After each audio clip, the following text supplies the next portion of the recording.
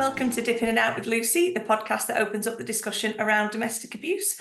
I'm very fortunate on this Monday afternoon to be sitting down with Sam Billingham and Jared Whitaker. Now, both Jared and Sam have both appeared individually on the podcast to some amazing conversations that we've had around domestic abuse, around all the challenges and issues that many people face. But the beauty of what they both do is they're both passionate advocates who will obviously, tell you a bit about their own stories and why they're doing what they're doing.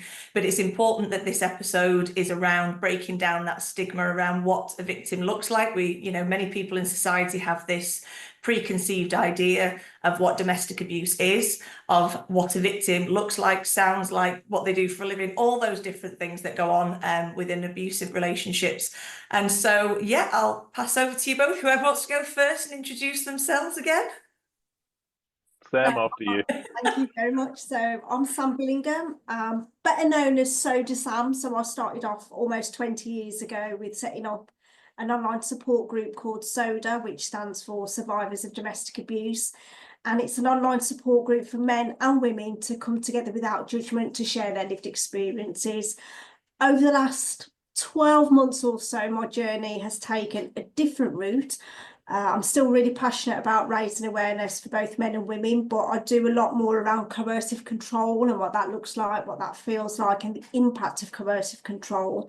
So I'm more of an advocate stroke spokesperson. So I try and get a platform for other survivors to share their lived experience as well. That's amazing. It is. And it's so important because, not even 20 years ago, 10 years ago, 2 years ago, coercive control was a term that was being thrown around, but nobody really understood what it meant because, we have the terms like gaslighting, we have everything else that goes with those kind of terminologies. And I suppose if somebody hasn't been in that situation, it can be really difficult to understand, well, what does that actually mean? They just seem like words that are out there that people are using and we don't really actually fully understand what it means. So thank you, Sam. Over to you, Jared. Brilliant. So I'm Jared Whitaker. I am an author and I write books I don't write books for men. I write books about the issues men face with domestic abuse, false allegations, mental health issues, things like that. And I say they are about men's issues and they obviously are for men, but they are definitely for everyone because they obviously can help women as well. But, while a man gets abused, it can affect his mother, his daughter, his sister. So it affects families. It doesn't just affect the victim itself. So my books are for everyone, but it's trying to raise awareness again of it's not just women, it's not just small people. It's a victim knows no race, gender, size, nothing. So that's me. Thank you. I love that. Exactly. And this is what's so fantastic is you're both doing the work in obviously slightly different ways, but that's the whole point is having those options, isn't it, for people? And I think when you've been in an abusive relationship, finding a way for you that's right for you is so important, but also breaking down those stigmas around, I actually mentioned Jared and I mentioned Sam, I mentioned you both in different things that I'm doing, if I'm doing talks or if I'm running any of my sessions. And, I will talk about the fact that Jared's a big guy. You won't mind me saying that. He's a big guy. You'd look at him and go, okay, I wouldn't mess with him in a dark alley. But actually, you get to know him and he's the loveliest, kindest man you could ever meet. And that's where we have to stop that judgment around that perception of what somebody looks like. And I think probably, in my view, it's more difficult for men than it is for women in that sense. And it's a question you get asked a lot, isn't it, around, I think, why is it so difficult for male victims to speak out? And again, it's that stigma around, well, how could you not look after yourself? How could you not, protect yourself? And that's what we need to step away from, because that blame and shame then falls on the male victim. And that's why there's so much underreporting. That's why people don't speak out. Yeah, absolutely.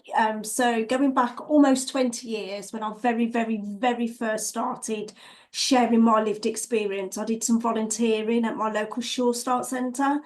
And we were at this event and there was this guy, and again, he was about 6.5. I'm tiny, I'm 4'9". He's about 6.5 foot, ex-rugby player. And we'd been working alongside each other for quite a while. And we were actually at an event where I'd got an award for the work that I was doing at the time around domestic abuse. And all these years later, I can still see his face and the way he was talking and everything. And he said to me, I can tell you now. And I didn't, at that time, I didn't know what he was going to say to me because I was very new to this. I'd only just come out sharing my own lived experience. So there was this big tall guy and I was like, okay. And he said, I was a victim of domestic abuse. And to look at him, I was just like, oh my God, what do I say? First of all, I thought, oh my God, I'm a woman. So my first reaction was, oh my God, this is massive for this man to open up. And he's just told me this is the first time and I'm a woman. I was like, wow. To have that courage to do that was just overwhelming for me. And he said, I can tell you now because I'm out of that situation. I'm happily married to a lovely woman who's never abused him at all. But the person he was with before, she'd been brought up where, he'd been brought up where men don't hit women. But this perpetrator, she knew that and she used that to her advantage. So she was physically violent towards him because she knew there was no way he was going to do anything back. And then he told me about his experience when he went to the police. He actually found the strength and courage to report it. And his words were, they literally laughed me out of the police station. And I'm there and I was like, wow, this is massive for him to open up to me. I just listened. I just didn't know what to say at the time. And he said, I understand because of your lived experience. So that was enough for him at the time. And my personal experience, even right up until right now, I have male survivors contact me constantly.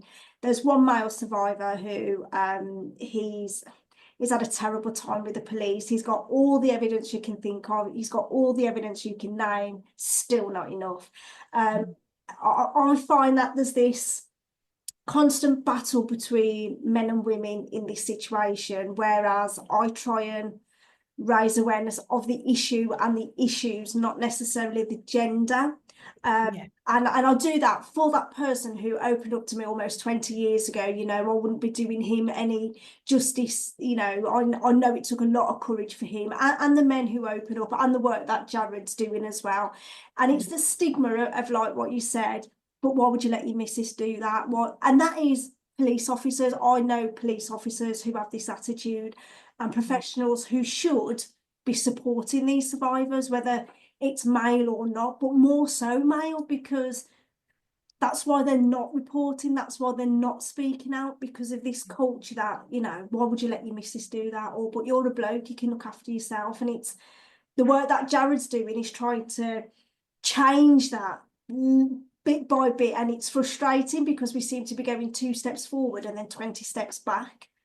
Yeah. I think something that's really important, Sam, and I'm going to sing our praises for a bit, which is weird, is you are a female advocate that advocates for everyone. I'm a male advocate that advocates for everyone, and unfortunately, you get a lot that aren't like that. You get a lot of guys who are bitter and hate women, and you get a lot of women who are bitter and hate guys.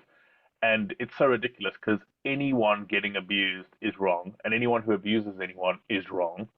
So we shouldn't be, again, like you say, raise the issue. And the issue is it can happen to anyone, and people need to understand that. But, you know, it's interesting you say about that guy. He only came forward and spoke to you because you came forward first. And that's generally how most guys are. That really broke my heart. I just didn't know what to say. I didn't know what I should say, what I shouldn't say. And he could obviously see that when we were talking, and he just said, I know you understand. And I get a lot of, especially men. So when I've done my TV work and things like that, I'll get male survivors reach out via email and things. And it is purely because I understand. They don't, and that took me a long time to understand that, because like you've just said, Jared, I've been asked, oh, you hate men. No, trust me, I do not hate men. I do not hate men, but I hate abusers, I hate perpetrators, I hate rapists, I hate all those people, but I don't hate men. So I'm really privileged when a male survivor reaches out to me. I'm really honoured in my own mind. That is, you know, a massive, massive step. But it is purely because I understand. And it's this, the cycle is virtually the same. So you and I could speak about our lived experience, and you could say, oh yeah, that happened to me, and I could say exactly the same. But for some bizarre reason, society sometimes thinks that it's different. The situation itself isn't different, but unfortunately the reaction that male survivors get when they open up, that's different. Yeah. I've done some work, well, not done some work, but I've been doing some work with the Paul Lavelle Foundation, and they actually invited me to one of their online drop-in sessions. There was about 12 guys and me, and again, it's like, oh God, I'm a woman, and most of these have been, you know, abused by a female. But once we got the conversation going, there were so many similarities that we kind of blinded to think about because of the stereotypical attitude of a male survivor speaking out, and we need to kind of shift that somehow. And obviously through the work Jared and I are doing, hopefully we can do that. Every talk I do for men's groups or talking to women, it doesn't matter if it's men or women, always the same comment. Oh, I think we dated the same person. I think we, you know, we're married to the same person. I was just going to say that. Doesn't matter if it's a man or a woman. Yeah. Again, the only difference changes is when you get to the tail end of it and you're trying to get like with the police, or I mean, I was also literally laughed in my face by the police, screamed at by judges, you know, just because of how I look. And like, you know what, that's the thing though, is there is that, you know, people often say is that blueprint, isn't there, around abuse. And Sam, when she was just saying before then about with this chap in particular, the woman knew that he wasn't somebody from his past. And Jared spoke about this in the episode we did. And it's that idea that actually what we're going to do as an abuser is we're going to take what you've told us as something so delicate, so private, so between a couple, an intimate couple, and I'm now going to turn that around and I'm going to use it against you. And that's where, you know, from that beginning of the love bombing and all of that, where you share everything, you know, you think you trust this person, so you tell them everything. What you don't know is what that person's actually doing. And again, I think it's the same in all relationships, all abusive relationships, is the abuser wants that power and control. So they will remember all these things, make a little mental note and go, right, now I know exactly how to hurt you. And when the time's right, I'm going to bring that up and I'm going to use it against you. And I think that is the same across the board. And that's why it's so terrifying that those kind of blueprints, like you say, you both can have conversations with people. And so often people go, oh my God, that's exactly what happened to me. Or it's this happened to me slightly differently, but da, da, da, da. And all these things keep, you know, this cycle keeps coming around again and again. And I'm not sure what the answer is. I mean, into terms of breaking that cycle, but I tried to call my website You Don't Own Me because I didn't want it having a female feel to it. I didn't want having a male feel to it. I wanted it to have that you don't own me, i.e. you're a human being and nobody has any right to own anybody else. And I think you're right. Sometimes you do come up against walls because it's, well, you know, it's either one foot in one camp, one foot in the other, etc. And it can be really difficult. But if more people could do this and have this kind of conversation and have the respect for each other to have that kind of conversation, then I think we would be 20 steps forward. Yeah. I did a talk a couple of weeks ago at a college, a local college, and they didn't have to come, so I wasn't sure how many people would turn up, but there were 2 males and the rest were females. And the one thing that I really liked was, before I even did anything, the one young lad said to me, you do know it happens to men as well, don't you? And I love that because they're at that difficult age of growing up anyway. So he was about 16, 17, and he said that, and I went, you're absolutely right. And I always have a slide in my presentations with a male image, and I talk about Alex Skeel, mainly because his perpetrator was the first female who was in prison for coercive control. But I like that they're calling me out before they even know anything about me, before I've even said anything, and I love that. And I actually called out their tutor, because she sent me some information over before I actually did the talk, and she'd been talking to the pupils about a typical abuser. And that played on my mind because I was like, wow, where's this conversation going? Because there is no typical abuser. You know, Jared and I are very, very, you know, I'm 4'9", I'm very petite, and, you know, you're tall, and, you know, we're all different. So, but when I asked her and said, can you describe to me what you kind of said in that conversation, she couldn't give me an answer. She just got this really nervous laugh. So when I asked the students, in their mind, they'd got someone who was unemployed, you know, somebody who's got a beard. Sorry, Jared, somebody who's got a beard, you know, the way they dressed. And I actually said, it could be any one of us in this room. It could even be me, for all you know, just because I'm standing up here and I seem really nice. I said, it could actually be your tutor. I said, it can be anyone. But I was just a bit disappointed and surprised that she couldn't give me some more information on what she'd actually said to the pupils before I got there about this typical type, because as we know, there is no typical type. Well, if you think about narcissists, right, and you're going to find probably a lot of teachers, a lot of healthcare workers, a lot of charity workers, and they're the nicest people you'll ever meet in your life, and they're so wonderful, and people sing their praises about how marvelous they are because all they know is this facade that they put on.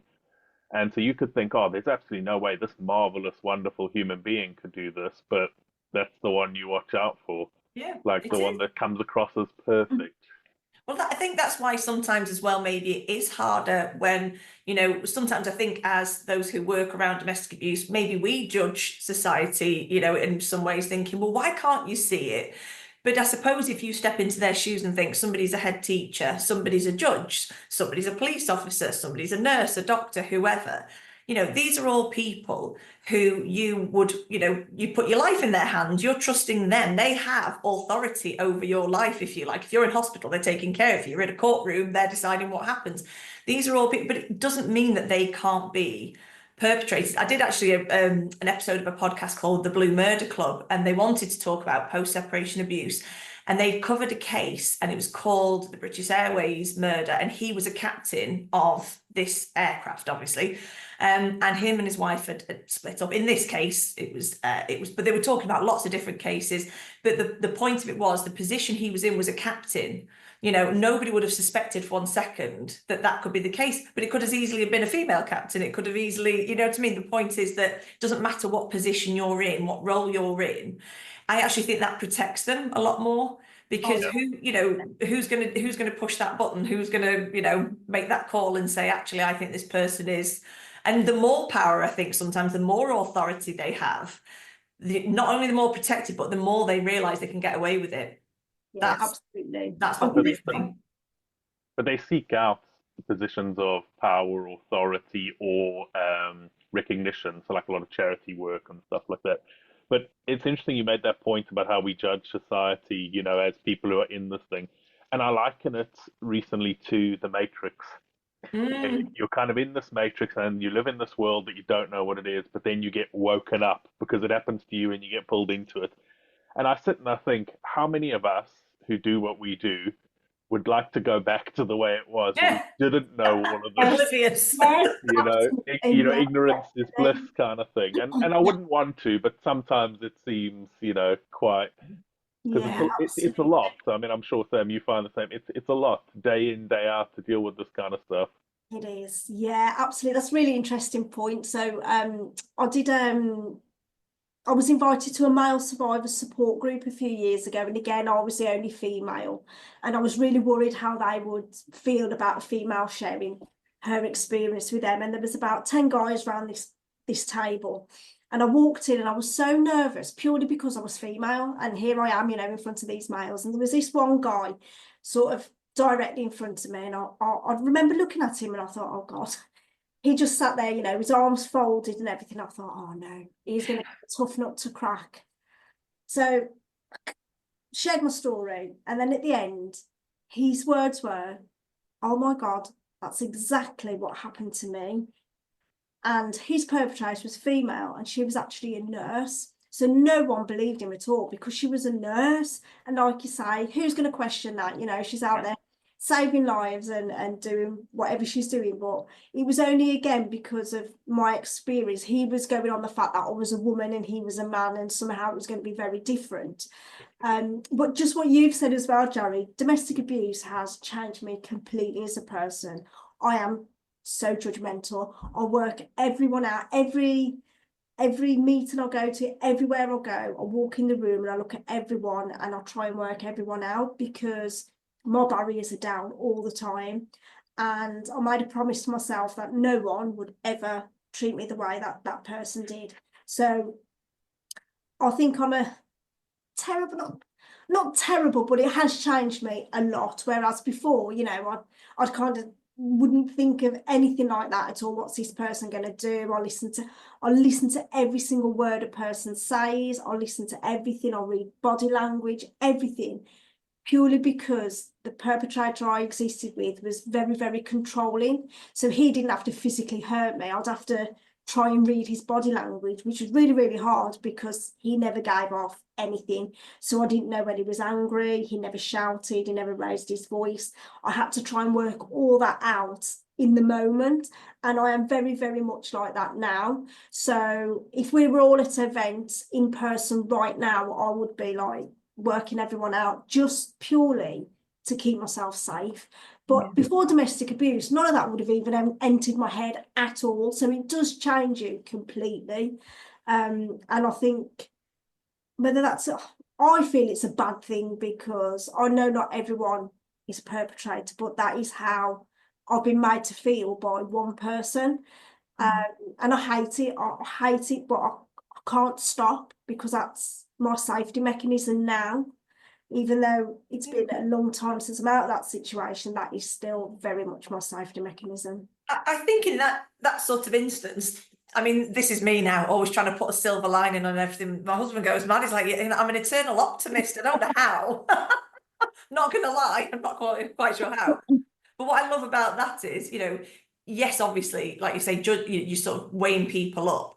But what I really, really want to see in the future when it comes to children in schools, in secondary schools, in primary schools, when they're leading up to going into secondary, that's something I'm really passionate about. And I think if we taught children more boundaries, Oh yeah. and you know, and what you're doing there is having boundaries. You're saying, I'm not going to let, you know, people say, oh, well, you give everybody a go, give everybody a try, first try. And if they let you down, actually, no, you're quite within your rights to go, I'm going to reserve judgment until I make up my mind, and that's my boundary. And I think if more children were given that as an option, having boundaries, then maybe situations like abusive relationships in the future wouldn't be something that they would be involved in. Because, and again, with schools, you know, you're talking about going to the college, if the teachers, you know, if they were more educated, if they understood more about it, and I'm going to go out on a limb here, but I think, having worked for the charity I worked for and I did an episode with one of the children and young persons managers at the time, and we were talking about how schools it's not a prerequisite for them to have somebody come in and do these talks. Now, I think that's terrible. I think they should.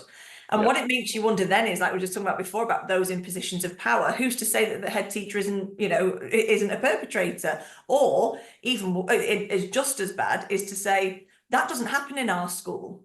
You know, again, that's the impression I sometimes get, is it's kind of, well, that wouldn't that wouldn't happen here. And again, it's, why are we not just saying this could happen to anybody? We want people coming in, talking to our children in an age appropriate way, but for them then to have those tools, because that cycle is never going to break if we don't educate the children of the future. Every single guy I've ever spoken to about this kind of thing has said the same words, including me. That will never happen to me. Every single one. And we all start off thinking that. So yeah, I do this campaign called Read the Change, where I basically take my books and I send them places that I think they should be. So police stations, courthouses, and something I'm going to start doing in the new year when I get the funds for it is sending them to high schools and saying, here they are, put them in the library. I'll happily come in and give a talk about the stuff they mean. You know, kids are welcome to try and, you know, laugh at me and be like, ha ha, it happened to a guy or whatever. But you know, it's just so necessary, isn't it? Yeah. It really is. It really is. I'm doing some work with the Holly Gazzard Trust, and they do a lot of work with schools. And I shadowed the very first one, and it was, once you get the conversation started, they do understand and know a lot more than we think. And again, that's really scary because they're children. But once you start the conversations going, they have an inkling of what coercive control is and what domestic abuse is. And then it makes you think, is that what they're seeing at home, or is that their relationships that they're forming themselves? So I think the books and the work that you're doing, and I think even more so that it's from a male survivor, is more empowering. Because like I say, the ones that I do, they'll always, and it's always a young lad who'll always say, you do know it happens to men, don't you? And that's so sad, because they should know that I'm here to talk about domestic abuse, whether you're male, female, whatever you are, but for them to actually sit there and say that in front of everybody and their tutors as well, for them to actually say, you know, it happens to men as well. And I like it because they're calling me out. I like that, but they shouldn't have to. They No. should know in their mind from the work that people like Jared does and the books and everything that, you know, when someone's talking about coercive control and domestic abuse, they are including me, even though I'm male. So it's quite sad, really, and Well, at that age as well. there's Yeah. two important things I want to add there. Is one, it's not you, obviously, because you're a woman, they'll do it. But if a 5'6" very petite man went in and did it, they'd say, "You do know it can happen to bigger guys, don't you?" And it's Yeah. one of the reasons why I decided to do what I'm doing is because I'm 6'2", I weigh 120 something kilos, I'm built like an outhouse. You know, you don't get much bigger. So it kind of paints the picture that, look, if it can happen to me, it can happen to anyone, Absolutely. kind of thing. Absolutely. And the second thing is, it's so important the stuff you're doing around coercive control, because so many of the men who reach out to me and I have like one-on-one phone calls or things with, men don't realize they're being abused until it becomes physical. Yeah. So they think like, Absolutely. oh, well, I got punched, now I'm being abused. I had a guy send me a thing. He said, oh, sorry to bother you. This is how it always, my messages always start with, sorry to bother you, but could you help? And I always do. And he said, look, what I've been doing is over the past 2 years, I've put together an Excel spreadsheet of every incident I think's not right. And can I send it to you and you give me your opinion on whether you think I'm being abused or not? So he sent me this thing and it was like 600 lines in an Excel sheet. I think I read the first two and was like, yeah. And I looked at it and I calculated it from the sheet. He had spent about 400 and something days, I can't remember exactly, sleeping in his car when they shared a house together. And he was asking me, am I being abused? Because she wasn't hitting him. Yeah. Yeah. And that, yeah, yeah. I do a lot of work around coercive control, as you know, and during lockdown, I set up something called MTAB, which means more than a bruise. And I had loads of men and women reach out to me, very much the same, because they're not physically hurt. They don't think they're abused. And I was exactly the same in that situation. So it was really, really controlling before it got physical. And the physical didn't happen all the time. And I wasn't mentally strong enough to put the two and two together at the time until I'd got out of that situation. And then I realised I'd just been completely controlled from day one. And that's why I do a lot of work around coercive control. But the scary thing is, the professionals, they don't even understand coercive control either. So what do we do? Where do we go? How can we keep people safe? We can raise the awareness, which is brilliant. But what happens after that? Yeah. What happens when people report it and they say, oh, you haven't got enough evidence, there's no evidence, but they've got evidence like that spreadsheet. So you and I, we'd know what the red flags were, we'd know, but Yep. does anybody else, would a professional know that? I think the majority would not. Therefore, it's not taken seriously, even though it's supposed to be under the Serious Crimes Act, which is nearly 10 years old, and we haven't moved any further forward at all with coercive control. I don't think we have. I think, and also because with coercive control, it's not just society and professionals that don't understand it. Like say, victims don't understand it. So if the whole kind of, the whole entity of it, both victim and society and profession, if they don't understand that actually it doesn't have to be, is it abuse if my partner doesn't hit me? Yes, it is. And that's where, one thing that always gets me every year is Domestic Violence Awareness Month. So if I ever do any talks or any courses, I will always say Domestic Abuse Awareness Month. And I've had a few people correct me and say, oh no, isn't it Domestic Violence Awareness Month? So it may very well be called that. But I march to the beat of my own drum, and as far as I'm concerned, abuse is much bigger than that. And now I'm going to go in and explain why it's so much bigger than that, because it isn't always about the physical aspect. And then you sort of see the light bulbs going on, like, oh God, yeah, okay. Oh, so verbal abuse, oh, emotional abuse, all right, financial abuse. And the penny starts to drop, but it takes time. And I think that those are the things that are problems to me is, we need to change things like that. We need to change from the outset that idea of what abuse looks like. So I will always use, for me, my specialism is post-separation abuse. I don't call it post-separation violence because that can happen as well. Just because somebody's no longer in a relationship doesn't mean they're not being stalked and harassed.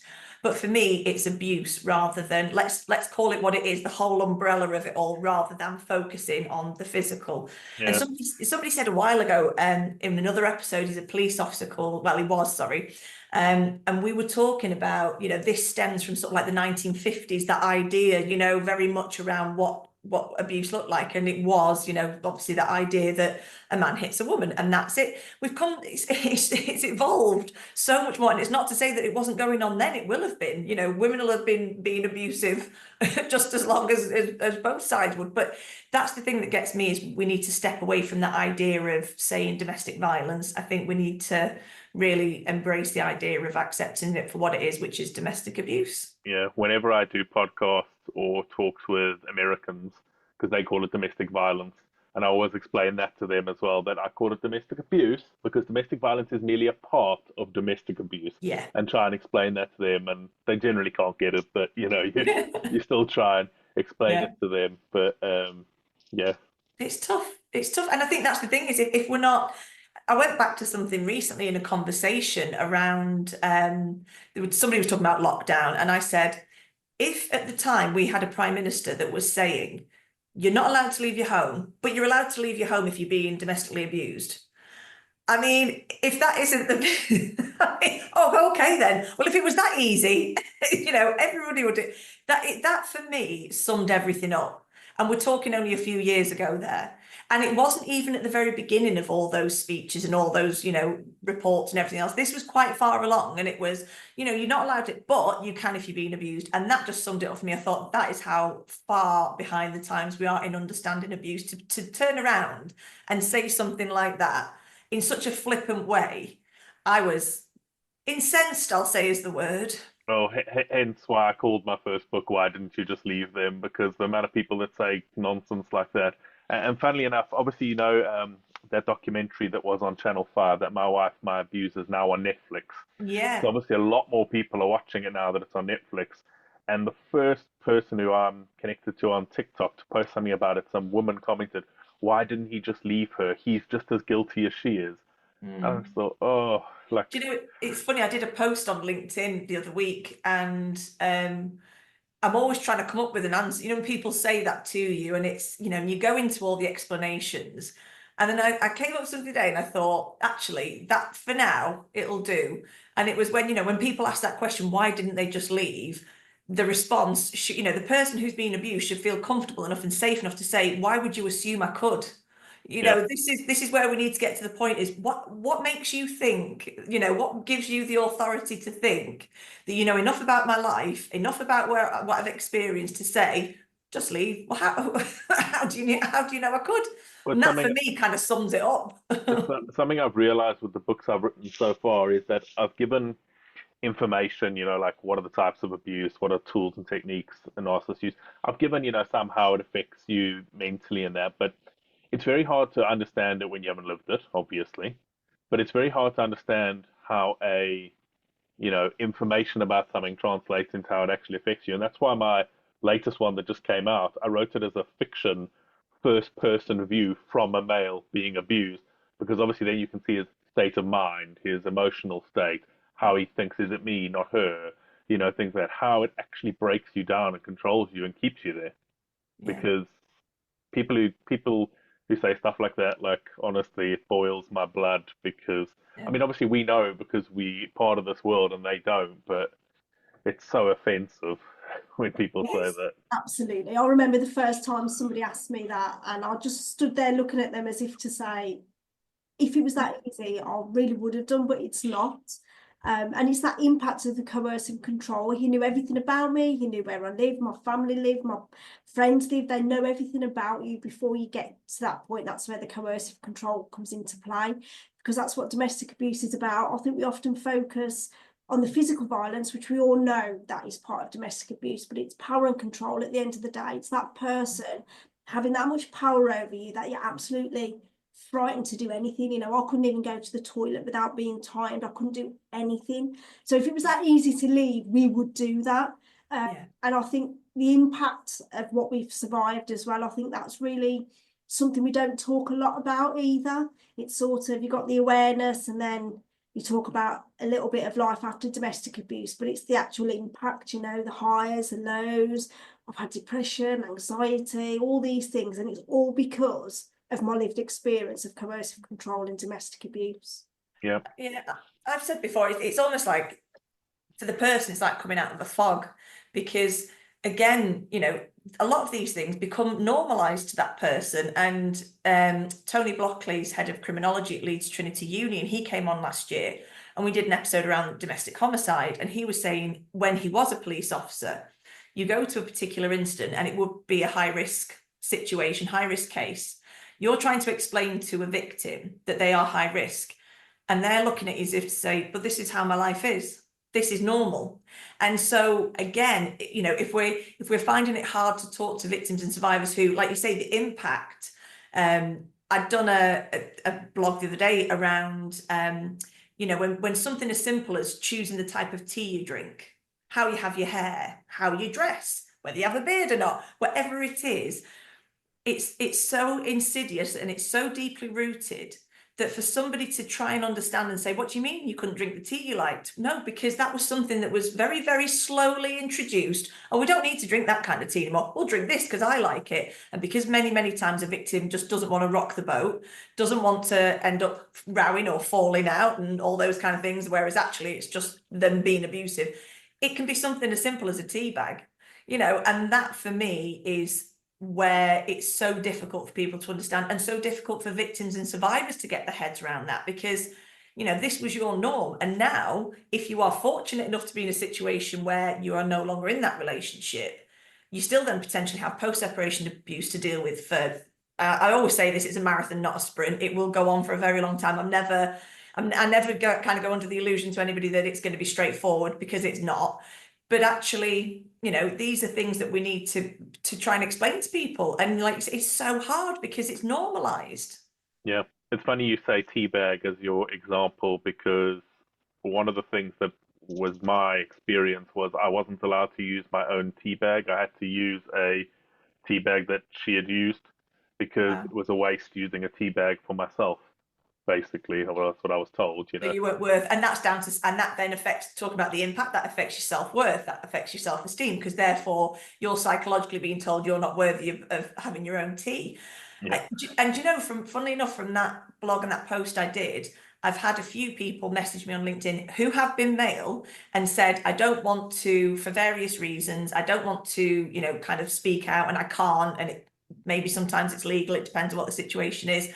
But they will say, I'm just so glad I feel seen. You know, thank you for making me feel seen. And at the end of the day, I literally can put my head on the pillow at night and go, I've done something good today. If that one person, that one male has felt that they are not going insane, you know, they're not losing.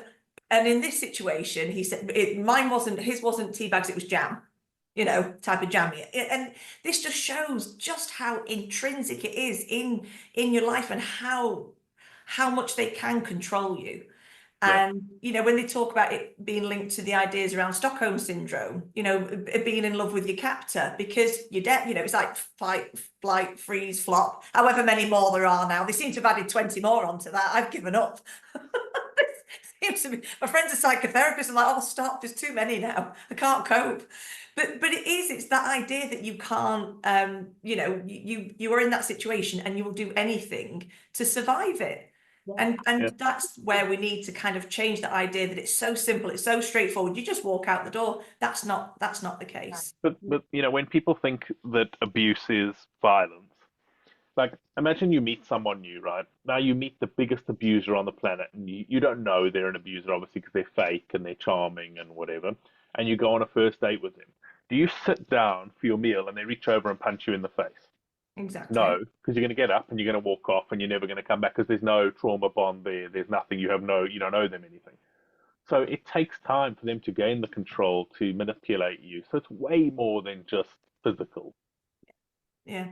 And Sam mentioned this, funnily enough, in the episode. Tell you what, I'm surprised with perimenopause, how much I'm remembering from both your episodes. I'm quite impressed with myself. But I remember we talked about this, and it was, if you walked in, you're going on a first date or something, and you walked into the pub, you're not going to go, oh, I'm looking for a really abusive relationship here. I'm looking for somebody that's going to treat me like absolute dirt. Yeah, that's not how it happens. And like you say, they don't reach across the table and punch you on the first date. That's where I think films have a lot to blame for a lot of this as well, in terms of how we perceive things. And I'll always say, you watch a lot of these films that bring in domestic abuse as part of the storyline, but after 2 hours, it's all sorted. They've either killed them, they've either killed themselves, whatever's happened, and everyone rides off into the sunset and everything's fine. It's just, I'd rather they did something where it left it realistically like, and now you're going to go through post-separation abuse.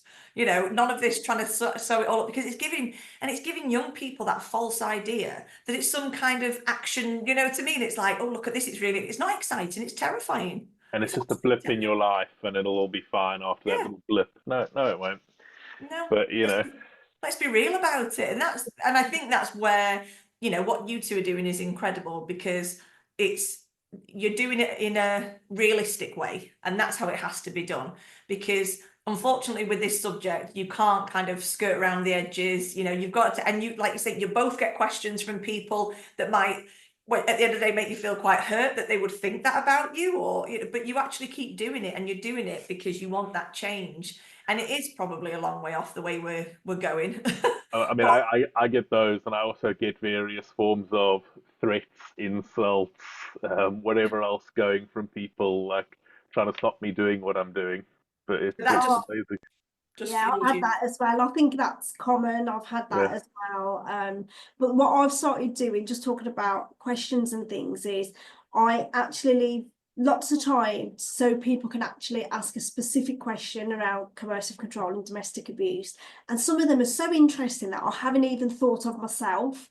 So that really gets the conversation going as well. But also, just something Lucy said, I mean, the person I existed with was an alcoholic. So sometimes I would have to fuel his habit just so I could stay safe. So I would have to go to the shop to buy his alcohol to give to him, because if he didn't have it, I don't know what would happen to me. So I think those kind of things are really difficult to explain to people who've never been in that situation, because why would you do that? Because if he didn't have it, it could also happen as well, but it's highly likely that it wouldn't happen if he's got the alcohol. Yeah. And you learn those things as you go along. You're sort of safeguarding yourself all the time, and you have to do whatever it is you have to do to stay alive, really. Yeah. Well, one of the women that I interviewed for one of my books, and it ties down, it's a really interesting point that I think people need to understand, is her family couldn't get the fact that why didn't she just leave him and say, she could leave and go and stay with them or whatever.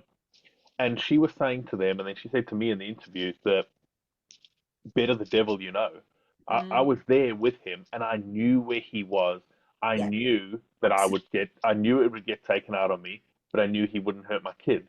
I knew he wouldn't go after them if I tried to leave him. I knew he wouldn't go after my family. So I did what I had to do, and I stayed with him to keep him in sight, basically. Yeah, I can totally relate to that. The same with mine. He got mannerisms where I knew something was going to happen and things like that. So it is easier sometimes to stay. I totally understand that. Really, I do. It's as we say it out, I don't know if it's the same for you, but as we talk about it now, it just seems like I'm talking about a whole different world, because it just doesn't sound as though it should be real, as though this thing should be happening, somebody timing you when you go to the toilet, someone telling you can only use one tea bag, someone telling it doesn't sound as though it should be happening. But I never reported it or anything because it was my normal. I just thought this is what happens, this is love. But And as we talk about it now, you believe you deserve it. yeah, absolutely. I think as well, you both just give me an idea for a blog, by the way. Thank you very much. What was it? I'm just listening. It's just brilliant. And what I was just thinking is, if you were in, I've done an episode recently on the Smart Divorce podcast. We're talking about post-separation abuse, talking about how difficult divorce is, no matter what. Very, very rarely is a divorce going to end amicably. It's more often than not going to be quite difficult. But add into that then domestic abuse, historical abuse that's gone on, add in then post-separation abuse. and you're talking a whole other ball game and horrific. And what it's just made me think about then is, you know, we all fear, like say, better the devil you know, is we all fear change, whether it's changing careers, changing schools when you're a kid, you know, all those kind of things. How much more is there to fear when you have been so controlled by somebody that the thought of leaving and actually being able to do something for yourself, that's mine, you know, because for a lot of people, I can't actually do that for myself because I don't know how to. You know, I've never done any of these things. They controlled all the finances. They controlled who I saw in terms of friends and family. So I have nobody to turn to anymore. You know, those are all the things that we all fear change. But how much more fearful is it for somebody that's, oh, I'm going to remember that. Well, It's so true. I used to be terrified of everything, and this was actually before my abuse. Growing up as a kid, I was very scared of everything. I was very badly bullied at school, and I was always scared. You know, walking down the street, coming home late at night. I was always like terrified something was going to happen. Now, afterwards, I'm completely the opposite. I'm afraid of nothing. Yeah. Like, I pretty much lived in hell. So what the hell do I have to be afraid of now? What have you got to lose? Yeah. It's basically a conversation I had with my dad earlier today. It's people, because I'm small and I'm female, a lot of men do think they can intimidate me, but nothing works because I've been, like you just said, I've been through hell. What else can hurt me now? It's all been said to me by someone, you know, who's supposed to love me. And so whatever anyone says or does to me doesn't have the impact that they think it's going to have, because of my lived experience. So I can definitely relate to what you've just said. I think for both of you as well, it's that kind of, you know, when we all think, well, there's always somebody worse off. There's always some, you know, we're all brought up with those ideas, weren't we, from our parents? Well, you think you're in a bad situation, imagine such and such thing. But I think for both of you as well, it's that, you know, you've both got a great perspective because you have been to hell and are coming out of that. And no one's saying that it's easy, and no one's saying for one second, you know, the impact is there and will last as long as it lasts. But both of you have that perspective of, you know, well, actually, I've been there, and I don't think there's much worse that can happen than that, apart from dying, probably. Therefore, I've got nothing to lose. And that's why you both fight as hard as you do for change, because your perspective is that brilliant, which I'm not saying you want everyone to have that perspective, because we don't want everyone going through abuse. That's the whole point of this episode. But you know, the idea around that you both have that perspective of, well, I've got nothing to lose. You know, I've been through so much that this is so important that change needs to happen. I think two really important points I'd like to make about what you just said. One, to me, dying is better than going through that again. Yeah. So, Yeah. but two, it comes into this understanding what is hell. I think particularly for guys is, so like let's take that thing that's on Netflix now, that My Wife, My Abuser. It's really good that it's out there because people can see that it happens to guys. But one negative thing, and I'd like for every guy, particularly who's going to listen to this, to understand is, don't watch it and think, oh, well, he's got it much worse. Because I mean, that's a very worst case scenario kind of show. So don't watch it and think, oh, well, he's got it much worse. So I'm just going to shut up and not complain. You know, because as guys, we're told, you know, you don't complain, you don't moan or whatever. When I sat and watched it, I thought, oh, well, he got much worse than me. Like, and funnily enough, when I sit down and analyze it now, he had it worse than me physically, nowhere near as bad emotionally and mentally from what they showed. So then I'm kind of like, then I even felt like that, someone who knows all about it. So a lot of guys who don't are going to watch it and think like, oh, okay, mine's not that bad, never mind. But don't think that. No, never think that. Never. No, I see that a lot on social media where, you know, oh, but mine didn't happen like that. Abuse is abuse in whatever context it's happened. It's wrong. It shouldn't happen. But there is a lot of that. Oh, well, theirs was worse than mine, so I won't say anything. I'd urge anyone, same as Jared, to speak out to someone, especially males, get in touch with Jared, because the stigma that's attached to male survivors is horrific, really. So yeah. I love that. I was going to say, if either of you want to sum up, because I think Sam's just summed up for itself quite perfectly.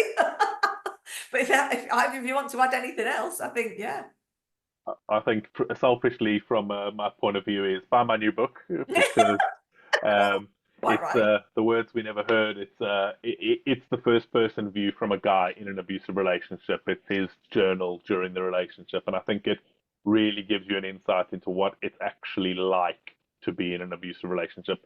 I will say up front, because I've been blasted on a few reviews for not putting a trigger warning in, Yeah, it's a hard read. It's not a pleasant book, yeah, but it's a necessary book, unfortunately. yeah, quite right. I can't thank you both enough. I think we could. I often say this. We could go on for hours. And we've just touched the surface of this conversation. But you know what I hope from all this is that it shows people that we can have a conversation, and we can have a conversation that actually brings up a lot of really valid points from both sides, and especially around the idea that male victims do exist. It's not an enigma. They exist. They're there. And that we all should be, maybe next time we look at somebody, we maybe should think twice before we judge. Definitely. Thank you both so much for joining me this Thank you so afternoon. much. Thank you. Thank you. Take care. Where